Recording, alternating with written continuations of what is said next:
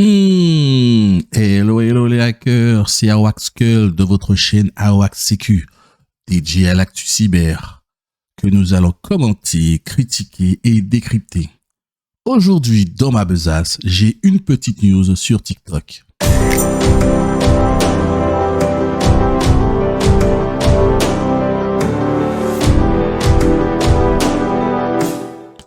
Allez, avant de parler de TikTok, parlons d'EDF. EDF écope d'une amende de 600 000 euros de la CNIL. Alors, après Discord, c'est EDF qui rentre dans l'escarcelle de la CNIL. La CNIL a sanctionné EDF d'une amende de 600 000 euros après avoir constaté plusieurs manquements de la part du premier fournisseur d'électricité en France en matière de prospection commerciale, droit aux personnes face à leurs données personnelles et sécurisation des mots de passe. Encore les mots de passe, toujours les mots de passe.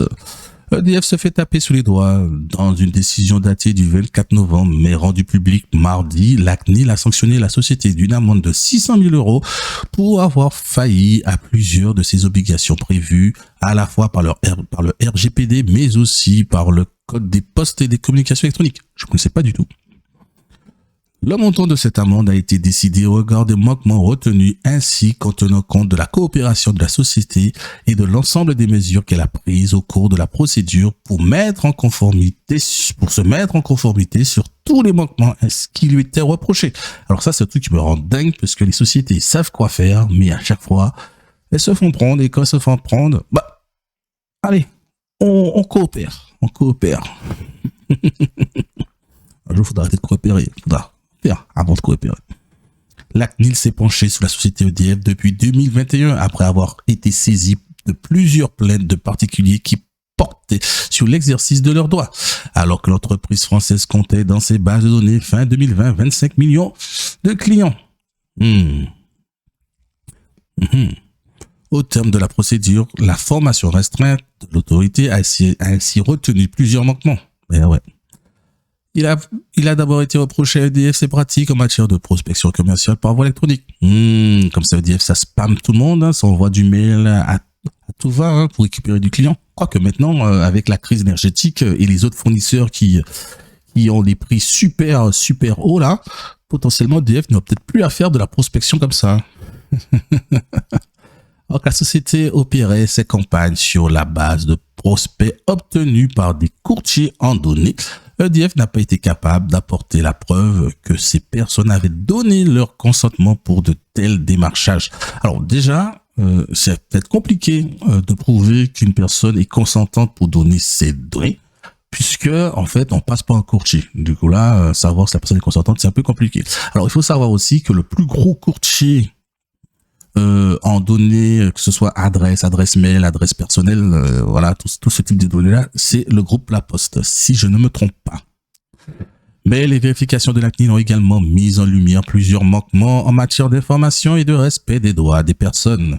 Le gendarme de la vie privée française a ainsi pointé du doigt une charte de protection des données personnelles lacunaire, encore une fois, et des défaillances dans les réponses apportées aux individus souhaitant exercer leur droit d'accès aux données et leur droit d'opposition.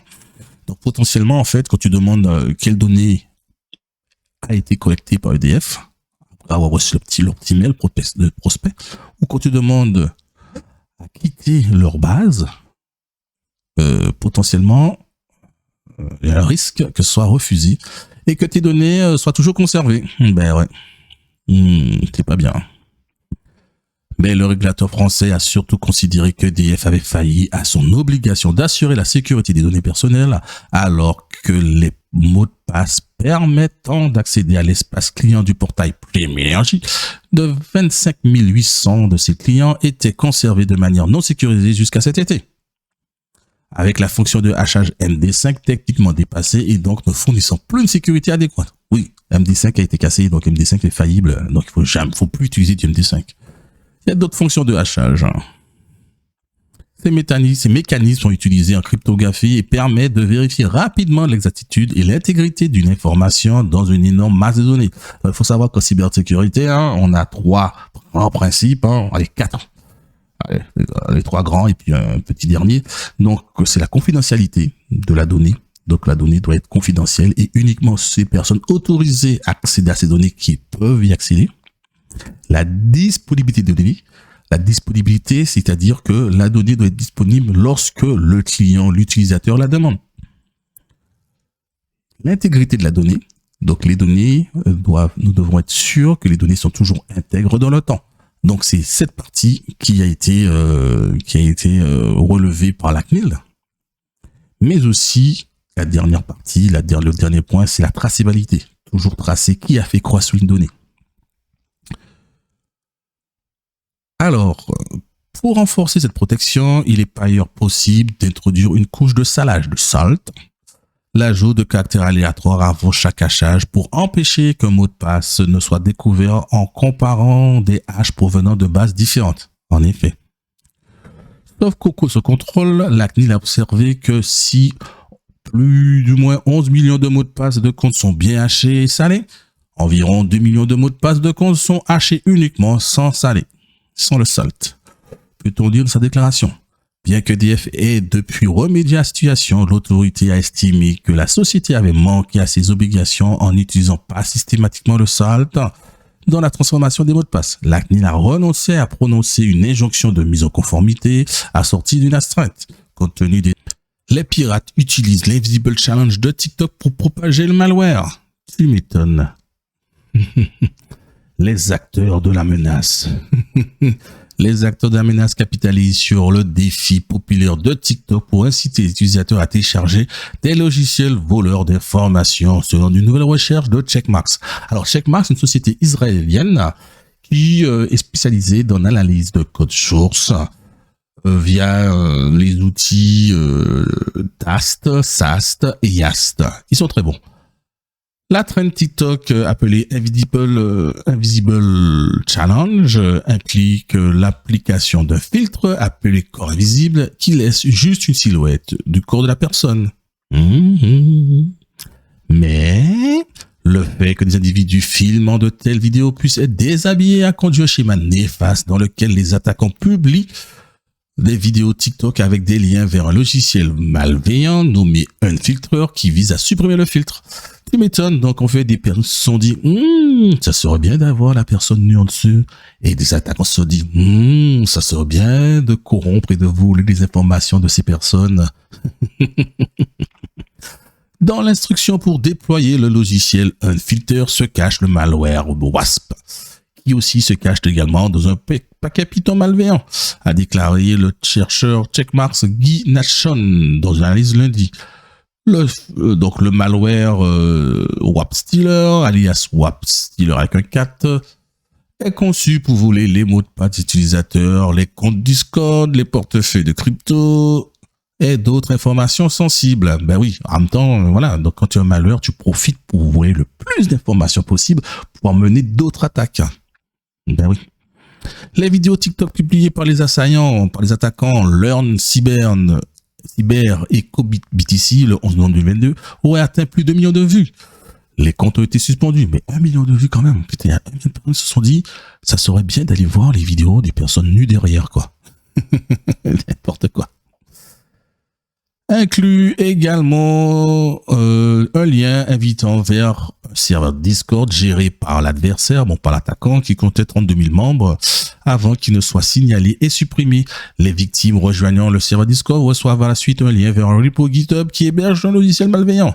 L'attaquant a depuis renommé le projet en Nitro Generator. Mais pas avant qu'il atterrisse dans les trends des repos les repos GitHub. Donc les trends sont les top repos en fait.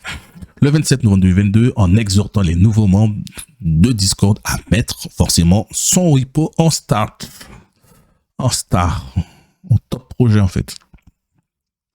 En plus de modifier le nom du repo, l'acteur de la menace a supprimé les anciens fichiers du projet, l'a téléchargé de nouveau, dans l'un décrit comme un code Python open source, et ce n'est pas un virus. Le compte GitHub est désormais retiré. Tu m'étonnes. Le code du voleur aurait quand même été intégré dans divers autres paquets, tels que TikTok Filter API, IOPC et PDesign, entre autres. Et ouais, bon là, du coup, en fait, ouais, du coup là, en fait, la problématique, c'est que voilà, c'est ça. En gros, son code a été pris et intégré dans d'autres paquets. Et comme c'est du open source et pas que, et comme c'est du Ethernet, en fait, tout se propage rapidement. Donc, on va avoir de plus en plus de paquets Python avec ce bout de code. Hey. Le niveau de manipulation utilisé par les attaquants de la chaîne d'approvisionnement des logiciels, de la supply chain, augmente à mesure que les attaquants deviennent de plus en plus intelligents. À noter Natchon, ces attaquants démontrent à nouveau que les cyberattaques ont commencé à se concentrer. Les cyberattaquants ont commencé à concentrer leur attention sur l'écosystème des paquets open source. C'est vrai. C'est vrai. Maintenant, on aura de plus en plus de paquets open source, mais même, voilà, de librairies open source potentiellement malveillantes pour faire des malwares, des outils d'espionnage, des outils de vol d'informations. Oh, mais du coup, il y a du boulot pour le cyber défenseur. Allez, ici vont et viennent les actus cyber, les infos cyber. Merci de m'avoir écouté et donnez-moi en commentaire votre avis. Ciao.